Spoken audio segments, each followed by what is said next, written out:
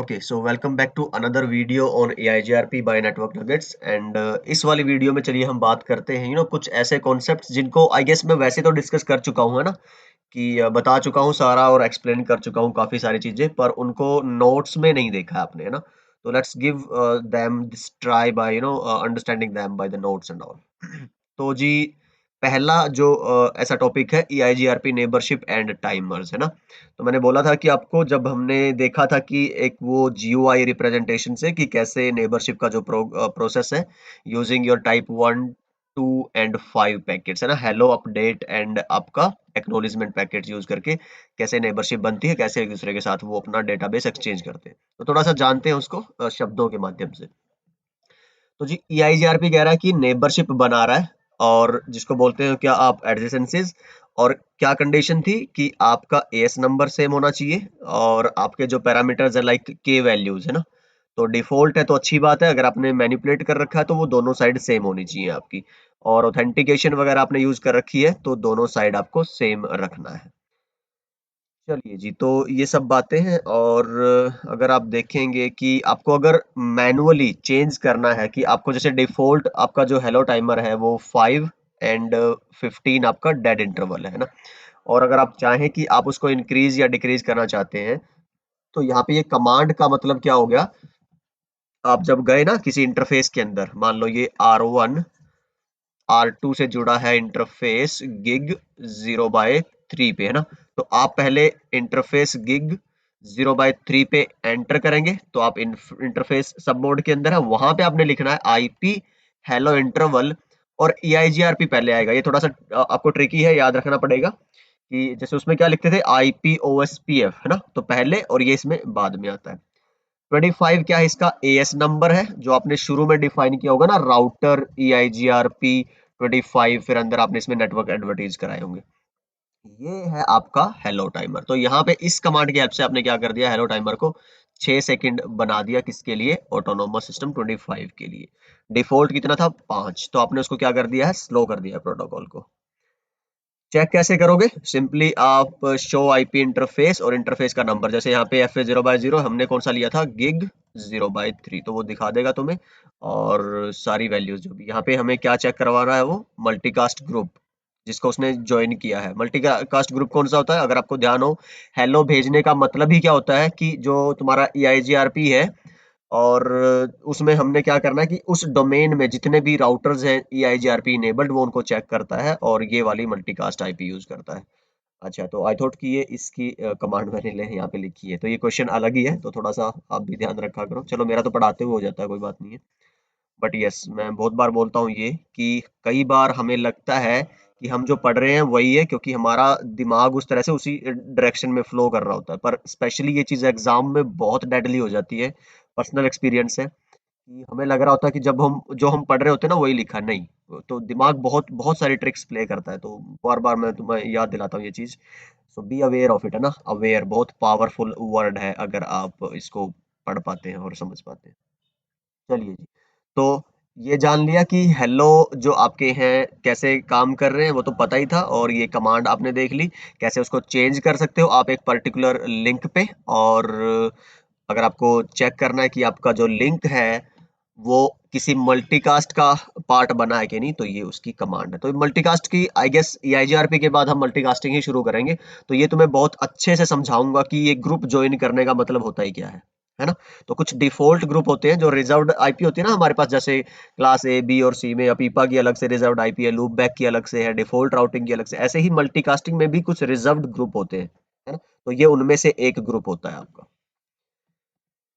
Okay, तो फिर आप होल्ड टाइम की बात करोगे, सेम प्रोसेस वही है, आप इसको भी चाहो तो चेंज कर सकते हो। जैसे यहाँ पे कमांड लिखी है हमने कि होल्ड टाइम 18, तो 5:15 था, अभी हमने क्या कर दिया 6:18 है ना।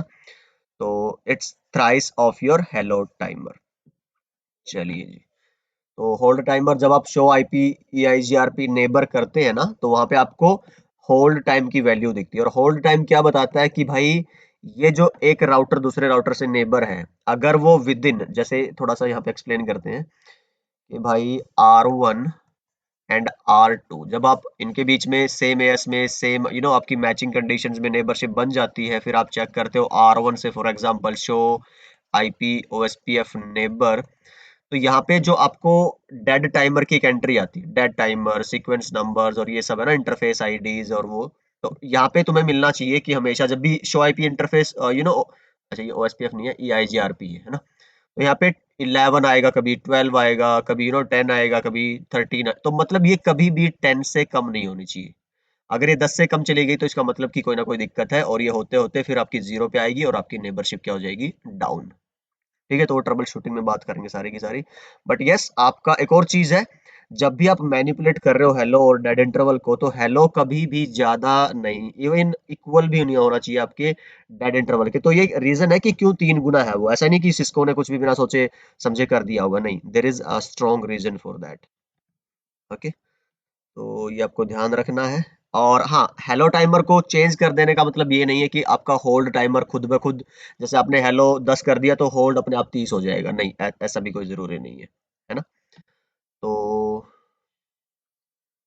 Content of EIGRP neighbour table को शो IP IGRP करेंगे, तो ये याद रखने की जरूरत नहीं है, ये सब कुछ तुम्हें वैसे ही याद रहेगा, तो अगर पढ़ना है तो अभी फिलहाल के लिए पढ़ लो, अदरवाइज कोई ऐसा इश्यू नहीं है। ठीक है, ये मैं बता चुका हूँ तुम्हें। तो in the hello message router doesn't send the hello timer, नहीं भेजता कभी भी, है ना। तो सिर्फ किसकी बात जाती है, आपकी hold down time, hold down timer की। तो मैंने अभी बताया शो या IGRP नेबर करते हो तो वहाँ पे सिर्फ होल्ड डाउन टाइमर दिखाता, क्योंकि हमारे लिए सिग्निफिकेंस इसी की है। अगर आप फ्रंट एंड पे देखेंगे, बैक एंड पे हेलो टाइमर अपना काम करता रहेगा। ठीक है, तो नेबरशिप के लिए कौन सी चीजें मायने रखती है वो लिखा हुआ है यहाँ पे, टाइमर्स। और इसमें क्या है फिर आपका, हाँ, अगर आपके नेटवर्क डिफरेंट है, तो ये थोड़ी सी कॉमन सेंस की बात है, बहुत बार हम जिक्र करते हैं इसका, पर स्टिल ये बेसिक्स है, और बेसिक्स बहुत कुछ होते हैं, शायद सब कुछ होते हैं। तो बहुत बार हम ज्यादा एडवांस के चक्कर में मिस कर जाते हैं, बट स्टिल ये जो है ना, आपका क्या होना चाहिए दोनों के लिए सेम सबनेट। क्योंकि देखो अभी तो हम लोग क्या है कि टेस्टिंग और ये सब लर्निंग एनवायरनमेंट में, जब आप इवन एक्चुअल सिनेरियोज प्रोडक्शन में काम कर रहे होते हैं ना, तो इतना इजी एनवायरनमेंट नहीं होता, बहुत कॉम्प्लेक्स टोपोलॉजीज, और आपको ये काम भी करना, वो काम भी करना, इधर का रूट भी देखना, इधर का नेटवर्क भी देखना। वहां पे आपके सामने इतना फिजिकली क्या बोलते हैं उसको, विजुअली क्लियर भी नहीं होता है। आपको नहीं पता कि R1 R2 इतने डायरेक्टली इस तरह से जुड़े हैं, नहीं, वो आपको डिफरेंट ब्रांचेस और कनेक्टिविटी एंड लिंक्स और लाइंस रहती हैं, तो आप गलती करने के चांसेस हो जाते हैं। तो यहाँ पे इसीलिए लिखा है कि सेम सबनेट अगर नहीं होगा, तो ये भी एक रीजन है जब हम ट्रबल शूटिंग की बात करेंगे कि भाई क्यों EIGRP की नेबरशिप डाउन है ना। तो just bear it in mind, है ना, ध्यान रखिए। So always ensure that IP addresses belongs to the same subnet between EIGRP neighbors। ठीक है जी, और क्योंकि डायरेक्टली कनेक्टेड जुड़े हुए ही नेबर बनते हैं EIGRP और OSPF में, BGP की तरह नहीं है कि आप किसी नॉन कनेक्टेड राउटर को भी आप यूजिंग लूप बैक या फिर अंडरलाइंग जो IGP है उसकी हेल्प से आप नेबर बना पाए, क्योंकि ये तो खुद ही IGP है। ठीक है, ये कुछ कंडीशंस जो आपकी मैच करनी चाहिए EIGRP में नेबरशिप के लिए। तो ये बात करी है हमने अभी तक के इस पार्ट में EIGRP की नेबरशिप और टाइमर को लेके एक दूसरे से क्या रेलेवेंस है और क्या इंपैक्ट होता है। चलिए, टोपोलॉजी टेबल की भी काफी सारी बातें तो हम कर ही चुके हैं। तो एक सक्सेसर बेस्ट पाथ होता था जो आपकी लोवेस्ट मैट्रिक के बेस पे चुना जाता था, जिसको हम फिजिबल डिस्टेंस या FD बोलते हैं। और सक्सेसर कहाँ पड़े रहते हैं, आपके राउटिंग टेबल में। और जो आपका बाकी जितने भी सारे रूट हैं वो सारे के सारे कहाँ रहते हैं, आपके जनरल अगर मैं टर्म में बात करूं, तो वो रहेंगे आपके टोपोलॉजी टेबल में। थोड़ा सा और अगर इस लाइन को रिफाइन करोगे, तो टोपोलॉजी टेबल में वो रूट रहेंगे जो आपके सक्सेसर प्लस फिजिबल सक्सेसर है, मतलब जो फिजिबिलिटी कंडीशन को मैच करते हैं ना। तो फिजिबिलिटी कंडीशन का मैं बता चुका हूँ बहुत अच्छे से विद एग्जांपल, कि जिनकी AD आपके एग्जिस्टिंग जो सक्सेसर है उसकी जो FD है उससे कम होनी चाहिए ना। तो ये सारी बातें यहाँ पे लिखी हुई है। अगर आप show IP EIGRP topology all links करते हो, तो इसमें सक्सेसर भी दिखाएगा और फिजिबल सक्सेसर्स जितने भी वो भी दिखाएगा, और जितनी पॉसिबिलिटीज है, पॉसिबिलिटी हमने देखा था कौन सी होती है, ऐसे रूट्स जो आपके ना तो मेन रूट्स है सक्सेसर है, ना आपके बैकअप रूट्स है फिजिबल सक्सेसर, मतलब ऐसे रूट्स हैं जो फिजिबिलिटी कंडीशन को क्या बोलते हैं, सेटिस्फाई नहीं करते हैं। तो वो क्या बनेंगे, आपके पॉसिबिलिटीज। तो वो इन केस होता है कि कभी आप उनको एज मेन या बैकअप यूज कर सकते हो by enough playing around with those. चलिए, तो EIGRP टोपोलॉजी अगर सिर्फ करोगे, यहाँ पे तुम्हें सक्सेसर दिखाएगा और फिजिबल सक्सेसर अगर है और जितने भी है ना। अच्छा जी, और शो आईपी रूट में सिर्फ क्या दिखाएगा, आपके बेस्ट पाथ दिखाएगा जो आपके सक्सेसर हैं with FD to every particular destination. एक डेस्टिनेशन के लिए तो एक ही होगा, और आपकी जितनी भी डेस्टिनेशन रहेगी उसके हिसाब से अलग अलग रूट होगा। हाँ, अगर इक्वल कॉस्ट है आपकी मल्टीपल रूट्स की, तो फिर वो क्या करेगा, लोड बैलेंस, और आपको एक ही जगह पे जाने के मल्टीपल रूट भी मिल सकते हैं, ऐसा भी कोई इश्यू वाली बात नहीं है। R D A D F D कैसे कैलकुलेट करनी है, ये मैं बहुत अच्छे से बता चुका हूँ। अगर नहीं क्लियर है तो लास्ट वीडियो जरूर देखिएगा, उसमें मैंने आपको विद डायग्राम्स एंड एग्जांपल्स ये बिल्कुल क्लैरिफाई करके बताया था। एग्जांपल लिया था ना जब हम कसोल घूमने गए थे, है ना, तो अलग अलग रास्ते थे, फिर हमने चंडीगढ़ वाला चुना था जिसकी सबसे कम आपकी कॉस्ट या मैट्रिक बोलो आई थी, जिसको हमने एफडी मान लिया था, तो वो हमारा सक्सेसर बना था, वो वाला पाथ चंडीगढ़ से हो गए। और अम्बाला वाला हमारा फिजिबल सक्सेसर बना था, और मेरठ वाला हमारा वो क्या बना था, पॉसिबिलिटी। ठीक है जी। तो जी एफडी, ठीक है। तो अच्छा चलिए, बहुत बढ़िया। तो ये दोबारा से फिर यहाँ पे एग्जांपल, और ये अच्छे से यहाँ पे जो उधर हमने सिर्फ बोल के समझा था, यहाँ पे लिखा हुआ है। चलिए जी, वेल एंड गुड है, फिर तो कोई टेंशन ही नहीं है। ठीक है। So allow convergence to quickly filling fails, तो हाँ, ये तो काम है ही हमारा, है ना, जो फिजिबल सक्सेसर होते हैं इसीलिए, और इसीलिए इस तरह के नेटवर्क्स जिनमें फिजिबल सक्सेसर प्रेजेंट हो उनको they are considered as good EIGRP network designs. Feasibility condition की बात कर चुके हैं, एग्जाम्पल भी ले लिया है, इसमें पॉसिबिलिटी की बात कर चुके हैं।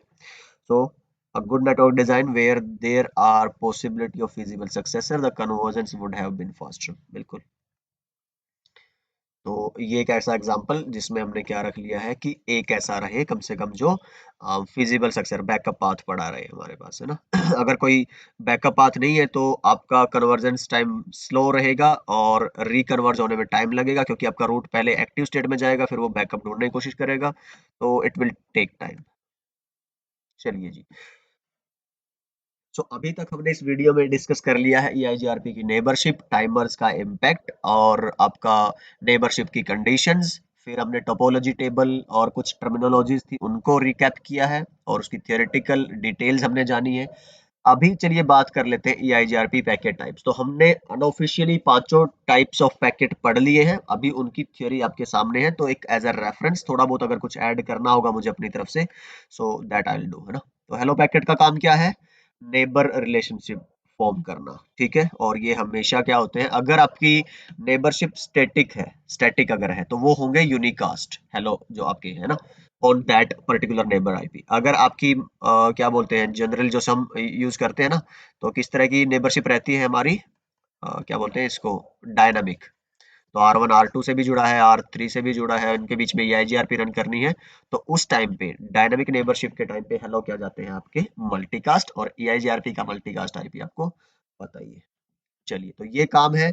हेलो का दो काम होते हैं हेलो के जनरली, एक तो तुम्हारा क्या है, नेबरशिप फॉर्म करवाना, और एक नेबरशिप को मेंटेन करना, कीप अलाइव की तरह काम करना। कि मैं अगर उधर से कोई रिप्लाई नहीं आ रहा है for 3 consecutive hellos, तो your router will declare that router as a dead one, है ना, और उसके जितने भी रूट्स होंगे अपनी राउटिंग टेबल से क्या कर देगा, फ्लश आउट। रिकन्वर्ज होगा आपका EIGRP का डोमेन, और अगर फिजिबल सक्सेसर्स हैं तो it will take just minimum like negligible amount of time, milliseconds. अगर नहीं है तो आपका वो क्वेरी पैकेट, रिप्लाई पैकेट वो आएंगे, और एक्टिव में आपका तब तक वो लिंक रहेगा। तो ये हम जान चुके हैं। अपडेट पैकेट्स होते हैं आपके, टोपोलॉजी टेबल बनेगी, फिर उस पे ड्यूअल एल्गोरिदम चलेगा, और फाइनली आपकी उसी के बेस पे राउटिंग टेबल्स बनती है ना। तो टोपोलॉजी टेबल में सक्सेसर सबसे ऊपर रहेगा, उसके बाद फिजिबल सक्सेसर्स रहेंगे ऑर्डर्स में, और जो टॉप पे सक्सेसर है उसको कहाँ भी डाल दिया जाएगा, आपका राउटिंग टेबल में। ठीक है जी। और अगर आप पहली बार भेज रहे हैं इसको, क्या बोलते हैं, अपडेट पैकेट्स को ना, सारे नेबर्स को, तब तो ये क्या जाएगा आपका मल्टीकास्ट, तो कोई सोचने वाली बात नहीं है। लेकिन बाद में अगर लगता है कि भाई एक कोई मैट्रिक चेंज हुई है ना, और वो पूरे आपको नेटवर्क में वो भेजनी है, क्या बोलते हैं, क्या बोलते हैं उसका वर्ड, क्या, फ्लड करवानी है ना, तो उसके लिए हर एक जगह आपको सेम वो मल्टीकास्ट, अच्छा थोड़ा इसको बातों से नहीं, थोड़ा सा ऐसे, जैसे R1 है, R2 है, और R3 है, और R4 जितने भी हो आपके पास डोमेन में, अच्छा, हो क्या रहा है कि अगर R1, ये पहले वाली बात समझो, updates sent to new neighbours are sent as unicast. अच्छा जी, कि भाई नए नेबर, मान लो यहाँ पे आपने एक और लगाया है राउटर और इनके बीच में EIGRP की ड्यूअल नेबरशिप करवाई। अब इनके साथ तो पहले से डोमेन में चल रहा है ना EIGRP, एक्सचेंज कर चुके हैं अपडेट्स। तो ऐसा थोड़ा ना होगा कि इसको अगर अपडेट भेज दिया तो इन सबको ही भेजा जाए, नहीं यार, ऐसा नहीं है, है ना, ये तो वेस्टेज ऑफ बैंडविड्थ है। तो हम क्या करेंगे, जो नया नेबर है सिर्फ उसी के साथ आपको एक्सचेंज करवाना है, तो ये किस तरह का होगा, यूनिकास्ट। पर हाँ, मान लो एग्जिस्टिंग में कोई चेंज हुआ है ना, कहीं ना कहीं कोई रूट ऐड किया आपने, मान लो एक और ये हो गया, या फिर कोई रूट डिलीट किया है, तो वो क्या होगा, फिर पूरी टोपोलॉजी में बताना पड़ेगा आपको। तो वो क्या होता है दोबारा से आपका मल्टीकास्ट। आई होप ये पॉइंट क्लियर होगा। चलिए, तो ये यहाँ पे थोड़ा सा पढ़िएगा इसको ध्यान से। और ये वही बात है, तो प्रीफिक्स नोट इन्फॉर्मेशन जो है ना, वो शेयर की जाती है, मतलब आपका नेटवर्क आईडी बताएगा, उसका सबनेट मास्क बताएगा, तो कलेक्टिवली इसको क्या बोलते हैं, प्रीफिक्स बोलते हैं, कि भाई ये प्रीफिक्स इन्फॉर्मेशन शेयर करता है। मान लो 172.20.5.0/24, तो ये होगी नेटवर्क आईडी, ये होगी आपकी सबनेट मास्क। तो इसको क्या बोलते हैं टोटल, एज अ प्रीफिक्स। तो ये शेयर की जाती है। आपकी के वैल्यूज हैं जो, वो रहेंगी। ऑथेंटिकेशन की डिटेल है वो मतलब जितनी भी आपकी ऐसी डिटेल्स हैं जिन पे नेबरशिप डिपेंड करती है ना, वो सारी यहाँ पे रहेंगी। ठीक है, तो ये लिखा हुआ है यहाँ पे अब क्योंकि ये एडवांस डिस्टेंस वेक्टर प्रोटोकॉल है, तो होप काउंट की इन्फॉर्मेशन भी रहेगी इसके अंदर। तो ये जी अपडेट पैकेट, क्वेरी पैकेट हम बात कर चुके हैं, और अभी इस वीडियो में भी थोड़ा सा मैंने बताया, आपको हिंट दिया था, जब आपके पास सक्सेसर नहीं है और आपके पास अवेलेबिलिटी भी नहीं है बैकअप रूट की, यानी कि आपके फीजिबल सक्सेसर की, तो ये सारा क्या होता है, फिर अपने राउटर जो नेबर से पूछता है। तो जितने नेबर हो गए सबको एक साथ पूछेगा, तो क्वेरी क्या करवाई जाती है, हमेशा मल्टीकास्ट। तो उधर वाले राउटर देखेंगे कि क्या हमारे पास पड़ा है, अगर पड़ा है तो वो इसको रिप्लाई भेजेंगे एज अ यूनिकास्ट। तो जिस राउटर ने मांगी थी डिटेल है ना मल्टीकास्ट करके, ये उसको यूनिकास्ट में भेजेंगे, सारे एक एक करके नेबर। अगर इसके पास नहीं है नेबर राउटर के पास, तो वो अपने नेबर से पूछेगा, तो फिर वो मल्टीकास्ट करेगा, उसका नेबर उसको बताएगा, वो उसको दोबारा यूनिकास्ट करके बताएगा। तो इस तरह से ये सारा काम चलता है आपका। तो वैसे क्वेरी और रिप्लाई का तो मैंने पहले भी बहुत अच्छे से थ्योरी में वो करके दिया हुआ है आपको ना, लिख के। एक्नॉलेजमेंट पैकेट आरटीपी यूज करता है, no doubt, OSPF and EIGRP both. तो आपका जो क्या बोलते हैं, हेलो पैकेट है और जो आपका एक्नॉलेजमेंट पैकेट है, उनको छोड़ के जो बाकी तीन आपके क्या बोलते हैं पैकेट्स है ना, उन सब की एक्नॉलेजमेंट आती है। अगर आप देखोगे अपडेट पैकेट है, उसकी भी एक्नॉलेजमेंट आएगी, क्वेरी की भी एक्नॉलेजमेंट आएगी, और रिप्लाई की भी। तो अपडेट, अगर राउटर 1 ने राउटर 3 को भेजा है 10 का रूट जो उसके पास नहीं था, तो वो राउटर 3 बताएगा कि मैंने रिसीव कर लिया है 10 का रूट, है ना, so thank you so much. Query की भी नेबर बताएंगे कि मैंने आपकी क्वेरी सुन ली है और मैं आगे अब काम कर रहा हूँ ना। तो बार बार मेरे को परेशान करने की जरूरत नहीं है, मैं बताऊंगा अगर मेरे पास कोई रूट होगा तो। अदरवाइज टाटा बाय बाय, है ना, तो फ्लड आउट कर दो सारा जो इधर से रूट लर्न करे होंगे। तो जी रिप्लाई है, रिप्लाई की भी क्या आएगी, तुम्हारी एक्नॉलेजमेंट आएगी। सिर्फ हेलो की और एक्नॉलेजमेंट, अब देखो एक्नॉलेजमेंट की तो क्या ही, अब वो तो फिर चलता ही रहेगा भाई, ये प्रोसेस तो फिर वो नेवर एंडिंग लूप हो जाएगा ना। तो एक्नॉलेजमेंट की कोई वो नहीं है, एक्नॉलेजमेंट एंड हेलोज की कोई एक्नॉलेजमेंट नहीं है। चलिए जी, यहाँ पे कुछ ऐसा इंपॉर्टेंट लिखा हुआ है कि acknowledgements are simply hello packets. हाँ, तो ये हेलो पैकेट ही होते हैं एक तरह से, पर इनमें कोई डेटा नहीं होता है ना, तो सिर्फ एक नंबर के अलावा, दैट्स इट। और ये यूनिकास्ट होते हैं, पर्टिकुलर जिसको भेजना है उसी के लिए डेस्टाइन्ड होते हैं। सो आई गेस काफी हो गया इस वीडियो में, है ना। तो 15-20 मिनट की वीडियो हो गई होगी, और काफी सारी चीजें हमने डिस्कस करी है इसमें।